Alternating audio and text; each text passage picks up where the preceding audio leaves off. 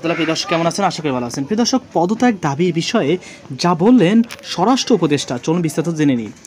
প্রিয় দর্শক, দেশের আইন শৃঙ্খলা পরিস্থিতি নিয়ন্ত্রণে ব্যর্থ দাবি করে রোববার 23 ফেব্রুয়ারি দিবাগত মধ্যরাতে স্বরাষ্ট্র উপদেষ্টা লেফটেন্যান্ট জেনারেল অবসরপ্রাপ্ত জাহাঙ্গীর আলম চৌধুরীর দাবি করে বিক্ষোভ করেছেন ঢাকা বিশ্ববিদ্যালয় শিক্ষার্থীরা। এর কিছুক্ষণ পরেই রাত 3টার দিকে জরুরি সংবাদ সম্মেলনে আসেন স্বরাষ্ট্র উপদেষ্টা।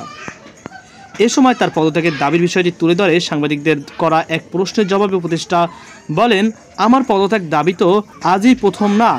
তারা যে কারণে আমার পদত্যাগ দাবি করে, আমি যদি সে বিষয়গুলো উন্নতি করে দিতে পারি তাহলে তো আর পদত্যাগের প্রশ্ন থাকছে না।